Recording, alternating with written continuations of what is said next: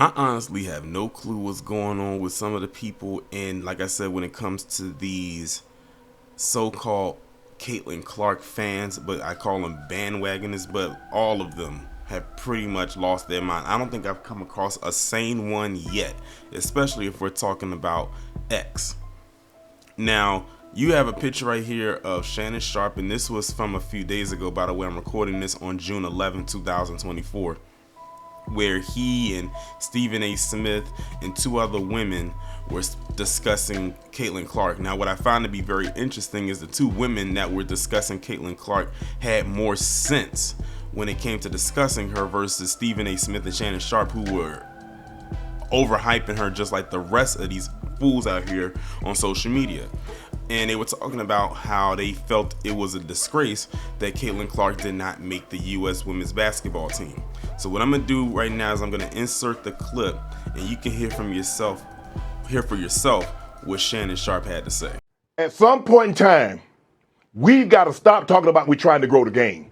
Because you got no, listen, is she as accomplished? Will she ever be as accomplished as a Stewie, as a Asia Wilson? And I believe those two, obviously they're slam dunk. They're the two best players in the WNBA, hands down, and it's not even close. But are we really trying to grow the game? Because this is the most popular women's basketball player in the world, and it ain't close. So are we really trying to grow the game? Is that what we're really trying to do? Or are we just talking about we're trying to grow the game and just bull jiving?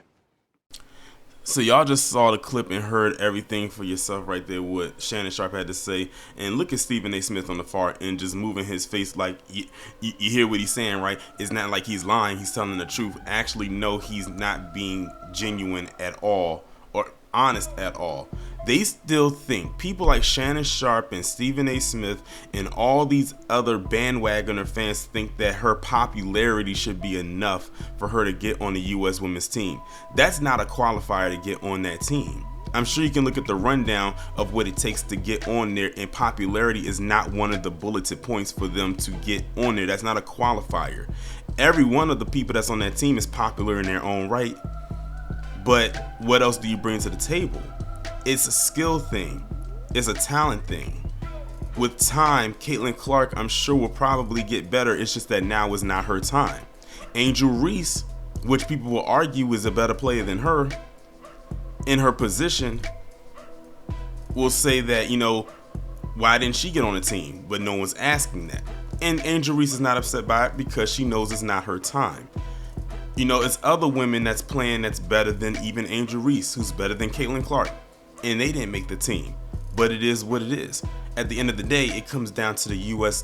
Women's Basketball Committee, and that's another thing. Y'all got to stop thinking it's the WNBA who makes this decision. It is not the WNBA who is making this decision when it comes to who gets chosen to be on the team, and it has nothing to do with Caitlin Clark's popularity.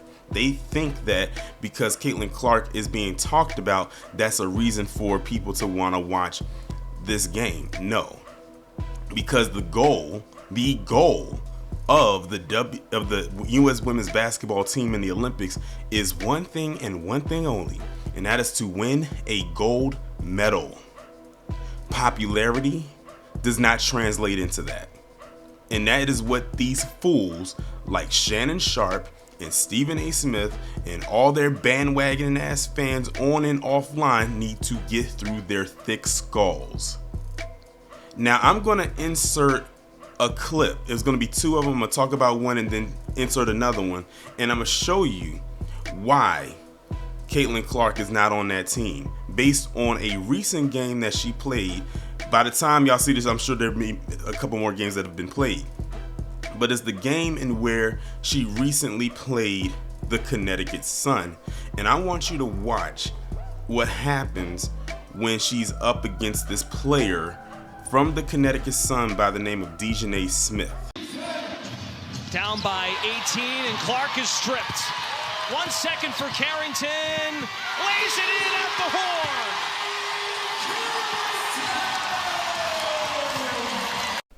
Before I actually get into the actual clip itself, let me add in that I made a mistake on this woman's last name. Her name is Dejanay Carrington, not Dejanay Smith. Excuse me. But y'all saw the clip, and I'm having it play in a loop right now, as y'all can see.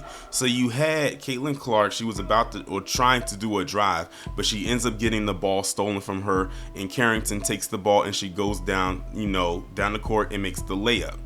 But if you notice, is what Caitlin Clark did not do when it came to after she got the ball stripped from her. Caitlin Clark raises her hands up as if she's trying to, I guess, think she's going to draw a foul, which there is no foul to draw there. It was all ball. She looks over to the ref. This woman literally stands there trying to look to see if the ref is going to make a call, does not get back on defense to guard Carrington from after she stole the ball, even if she didn't catch her. She stood there. She didn't even run down court to try to play defense. She left her wide open to get this basket. Even if she made it, she didn't draw a foul, nothing.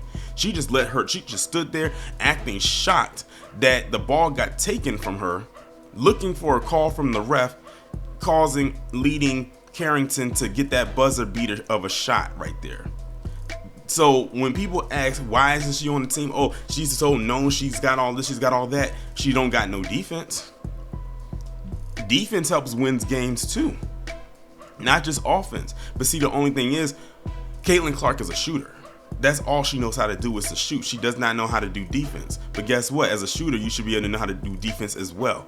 That's another thing she messes up on. So now we know that she's a turnover queen, because remember, we ain't gonna get over them 8 turnovers. They barely beat the Mystics. Mind you, the Mystics has the worst record in the league. They haven't, as of right now, won 1 game. The Fever is in the position right above them. They are now 3-10 at the time of me recording this video. I don't know what the record will be by the time this video gets uploaded. But this also plays a major factor into why she's not getting on that team. And the thing is, it's like y'all keep trying to put in to have her be on this team, but we're looking at this and saying, no, if I was on a US team, I would be sitting there saying to myself, well, no, we made the right decision. We definitely did. So that's one clip right there. Now I'm going to show you another. All I gotta say is, what was that? That was a wide open shot for her to make. No one was guarding her or anything like that, and that was an easy shot right there, and she missed it. Like, it was an air ball. That ball didn't touch the backboard. It didn't touch the rim. Like, what is going on here? Now, the kind of shot that she was trying to make right here, that's the type of shots that Angel Reese makes a lot because of her position and because of her height. So those type of shots right there would be easy for Angel Reese to make, but those are the type of shots that any shooter should know how to make too. Again, she's right there, right below the free throw line, wide open, and that's what happens. But they get on Angel Reese about that if she was to miss it, and she's heavily guarded because of her height, which naturally would happen.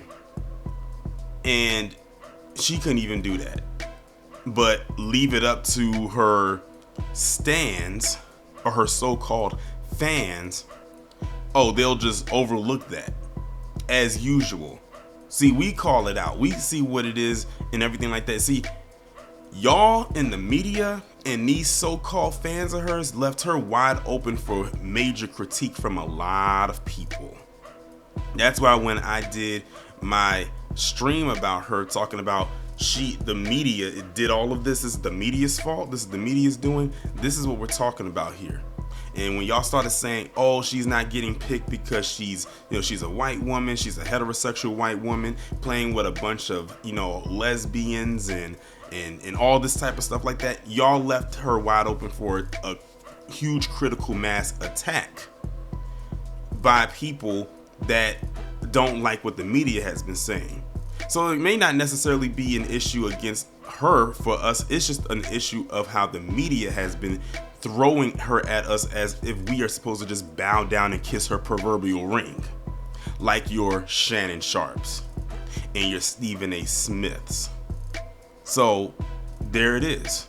That's the main, that if y'all really want to know why we are coming, like why we're saying the stuff that we're saying, it's because the media forced our hand and now we're pushing back against it.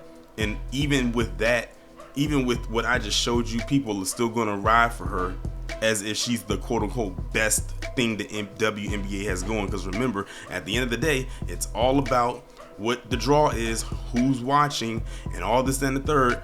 The U.S. team doesn't want that on their roster. The world will be watching, and they don't want to see that. That's really all it boils down to. So they can take what happens with this, however they want.